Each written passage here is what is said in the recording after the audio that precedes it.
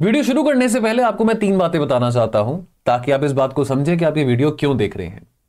अगर हम ऐसे इवैल्यूएशन की बात करते हैं तो एक बात को समझो कि आपका ऐसे कोई भी इवैल्यूएट कर रहा है, वो आपके ऐसे को क्रिटिसाइज कर रहा है या क्रिटिकली असेस कर रहा है। अंडरस्टैंड वन थिंग, वो कैलिब्रेटेड क्रिटिसिज्म होती है, वो मेजर्ड क्रिटिसिज्म होती है। क्यों? बिकॉज दूसरी बात यह है समझने वाली कि अगर वो क्रिटिसिज्म ना हो, वो असेसमेंट ना हो, तो आपका ऐसे कभी फाइन ट्यून नहीं हो पाएगा। आपके लिखने का एक्सप्रेशन, आपके लिखने का संतुलन, आपकी एनालिटिकल एबिलिटी, इन तीनों चीजों को फाइन ट्यून करना बहुत जरूरी है। और कुछ यही क्वालिटीज यूपीएससी ढूंढ रही है आप में अगर आप ऑफिसर बनना चाहते हैं। तो अगर आप ऑफिसर बनना चाहते हैं, यूपीएससी का पेपर क्रैक करना चाहते हैं और अच्छे मार्क्स ऐसे में लेके आना चाहते हैं, तो ये वीडियो को अंत तक जरूर देखें और इसको शेयर भी करें, लाइक कर लीजिए ताकि इस वीडियो को सेव कर सकते हैं आप for further reference. And third thing, जो ऐसे आपके चेक हो रहे हैं, जो कमेंट आपको मिल रहा है, जो क्रिटिकल असेसमेंट आपको मिल रहा है, चाहे आपको 80 मार्क्स मिल रहे हैं, चाहे आपको 110 मार्क्स मिल रहे हैं, चाहे आपको 140 मार्क्स मिल रहे हैं, each and every mark and each and every comment which you're getting, that is, treat that as a step towards writing like a policy maker. You have to understand one thing: you cannot afford to write just like a student. You have to learn the art and the ability to write and express yourself like a policy maker. All right? तो ये main 3 takeaways हैं from the video, और इसी कारणवश मैंने यहां पे इस वीडियो में जो मेन थीम रखा है 100 days road map for essay writing. Alright, so let us assume कि अभी आज नवंबर है, नवंबर से लेके फरवरी तक, the first week of February तक, फर्स्ट वीक ऑफ नवंबर खत्म हो गया है, फर्स्ट वीक ऑफ फरवरी तक हम 3 महीने 100 डेज ऐसे राइटिंग को दे सकते हैं। Because absolutely end of January and the first week of February all of us would be in the mode of preparation for prelims. Alright, तो ये 100 डेज का रोड मैप है for essay writing. Now truth versus reality, पहली बात को समझो, हर एक topper कहता है कि ऐसे का पेपर आपका रैंक डिसाइड करता है। अग्रीड, लेकिन यह भी रियलिटी है कि आप में से कितने सारे एस्पिरेंट्स हैं जो अभी ऐसे लिख रहे होंगे, क्योंकि आप में से बहुत सारे ऐसे एस्पिरेंट्स हैं जो ऐसे का पेपर सिर्फ तब लिखेंगे जब प्री का रिजल्ट आ जाएगा, जब आप ड्राफ्ट भरेंगे, तभी आपको ऐसे का पेपर लिखने का एंथुसियाज्म होगा। लेकिन सोचो, 100 days of guided writing, 100 days of guided essay writing through evaluation, through topic analysis, through critical feedback जो आपको मेंटर से मिल रहा है, उसी मेंटर से यानी कि मुझसे, जिसने टॉपर्स की कॉपीज भी इवैल्यूएट करी हैं, एक नहीं, दो नहीं, हजारों copies. Now understand one thing, ज्यादातर एस्पिरेंट्स को प्रॉब्लम कहां पे आती है? प्रॉब्लम आती है कि सर कंटेंट हमारे पास बहुत ज्यादा है। वही सबसे बड़ी प्रॉब्लम है, क्योंकि इतना कंटेंट है तो हम स्ट्रक्चर नहीं कर पा रहे हैं। हमको कंटेंट पता है लेकिन हमको स्ट्रक्चर नहीं पता है। हमको the art of weaving an argument नहीं पता है। We can't weave an argument, हम एक नैरेटिव वीव नहीं कर पा रहे हैं। यहां पे वर्ड क्या लिखा है मैंने? वीव। मुझे कमेंट सेक्शन में वर्ड लिखना वीव, जस्ट टू नो कि आप ये वीडियो देख रहे हैं कि नहीं देख रहे हैं। WEAVE। तो अंडरस्टैंड वन थिंग, आइडियली जो इवैल्यूएटर्स होते हैं वो क्या करते हैं? जेनरिक फीडबैक लिखते हैं, add examples, improve intro, poor conclusion. आपको कोई मॉडल ऐसे नहीं देता, आपको कोई ये नहीं बताता कि आपको कौन से एग्जांपल्स लिखने हैं, क्यों लिखने हैं, क्यों ये एग्जांपल्स रेजोनेट करते हैं, क्यों ये करंट अफेयर्स का कोई टॉपिक है जो रेजोनेट करता है आपके ऐसे के टॉपिक के साथ, वो क्यों आपको कोई नहीं बताता।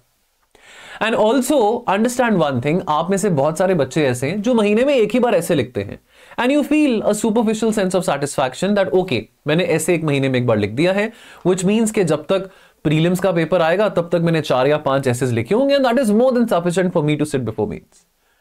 और बहुत सारे ऐसे बच्चे जो महीने में एक ऐसे भी नहीं लिखते हैं। जो ऐसे राइटिंग बूट कैंप की मैं बात कर रहा हूं, यहां पे आपको एक ऐसे लिखना है after every 10 days. After every 10 days आपने ऐसे लिखना है ना। यहां पे 3 लेयर्ड स्ट्रैटेजी आ जाती है, इसको भी समझ लो। 3 लेयर्ड स्ट्रैटेजी में स्ट्रैटेजी नंबर 1 आती है, जो 100 डेज बूट कैंप की हम बात कर रहे हैं, स्ट्रक्चर्ड राइटिंग प्लान।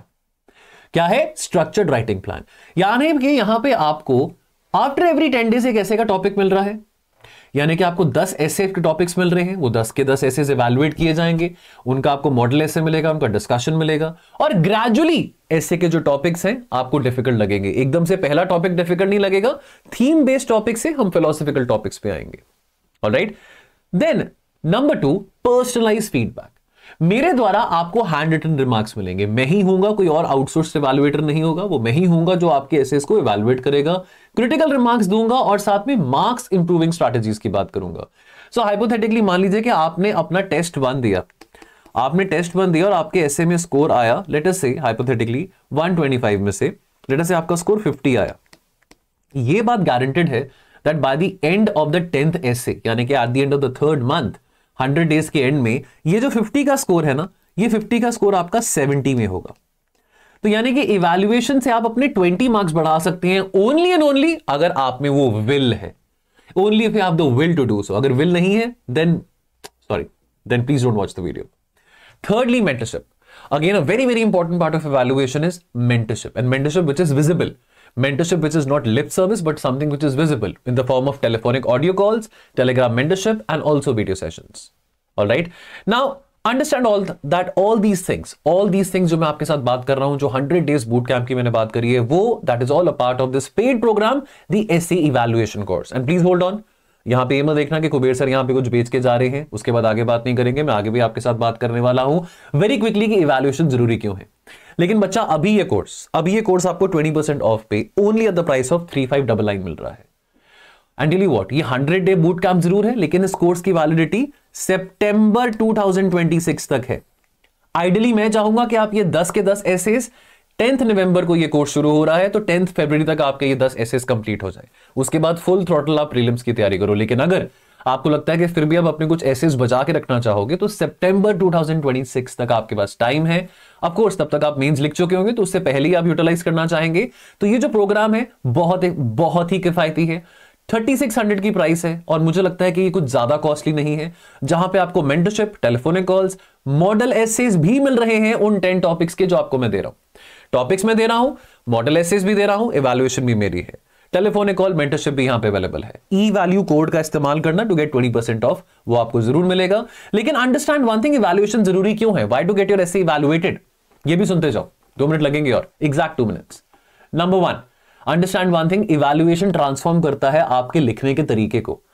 और अंडरस्टैंड वन थिंग, आपका जो लर्निंग का जो कर्व है एसे राइटिंग में बहुत मजेदार बनता है, बिकॉज आपको समझ आता है कि आपने क्यों कम स्कोर किया था और कैसे आप अपने गैप को ब्रिज कर सकते हैं।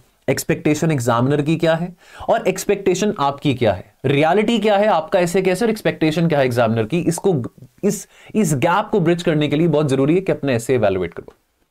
नंबर 2, इवैल्यूएशन इंश्योर करता है कि आपका ऐसे मैच्योरिटी ऑफ एनालिसिस रिफ्लेक्ट कर रहा है, ना कि केवल emotional opinion. See, understand one thing, you have to invoke emotions. You have to invoke emotions in the essay. You have to engage your examiner using emotions, but not just an emotional opinion. You have to be very balanced, and also you have to show maturity of the analysis.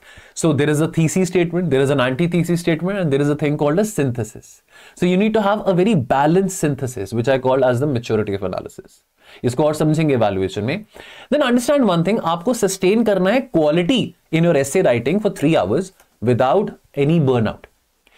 Final exam में आपने दो essays लिखने हैं 3 घंटे में, so you have to ensure कि quality from essay 1 to essay 2, right from the introduction from essay 1 to the conclusion of essay 2, वो maintained है।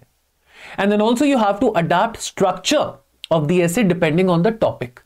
Now the topic category, the topic would be very abstract, could be very philosophical, could be some issue based. So you have to adapt the structure accordingly, which is why very important, before writing the essay, any essay, you give 15 minutes to brainstorming. So 1 hour 30 minutes you get for one essay. So ideally 15 minutes you give for your brainstorm, and 75 minutes, which is 1 hour and 15 minutes you give for your writing the essay. Understand one thing, feedback is equal to direction. Are you bringing in governance, ethics and philosophy in a very balanced way? Ask yourself कि आपका content का depth है, ये decide करेगा कि आप multiple dimensions लेके आ पा रहे हो। स्ट्रक्चर, क्या आपका essay is moving from context to analysis to the vision, क्या वो हो पा रहा है? लैंग्वेज एंड फ्लो, क्या जो टोन है वो सिविल सर्विस अप्रोप्रिएट है? क्या आप एज अ सिविल सर्वेंट लिख रहे हैं? Are you concise, are you precise and are you balanced, or you writing just as a student, a college pass out student? Now understand one thing, self assessment अगर आप करेंगे तो उसके अपने आप एक ब्लाइंड स्पॉट्स है, बिकॉज आप अपने आप को क्रिटिकली इवैल्यूएट नहीं कर पाएंगे। इवैल्यूएटर्स आइडेंटिफाई करते हैं क्या क्या क्या आपकी हिडन वीकनेसेस हैं, वो एक्सपोज करते हैं आपके सामने, ताकि आप वो वीकनेसेस को एग्जाम में कैरी ना करें। एंड अंडरस्टैंड वन थिंग, अगर मैं एक अच्छा इवैल्यूएटर हूं, जो कि आई बिलीव मैं हूं, तो मैं आपके माइंड को मिरर कर रहा हूं, कि जो आपका माइंड है, आपका जो थॉट प्रोसेस है, वो आपको दिखा रहा हूं कि boss this is what it is, this is what it is. क्या ये अच्छा है, क्या ये बुरा है, वो आपको बता रहा हूं। Why? Because I am nobody to जज you, but I have all the right to जज and assess your essay only and only because I have a vested interest, so that you can get good marks in the essay paper. Note that.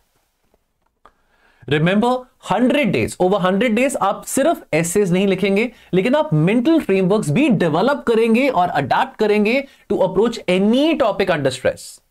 And by the time of the mains, you're not improvising, but you're executing something in a time-tested method. So please understand one thing, next year in 2026, August 2026 अपना means लिखेंगे, लेकिन उससे पहले आप एक ऐसा framework और strategy अपने माइंड में इवॉल्व कर चुके होंगे जो कि आपको मार्क्स देगा. Ultimately we are all here for marks. Ultimately we all want more marks so that we can get our desired rank.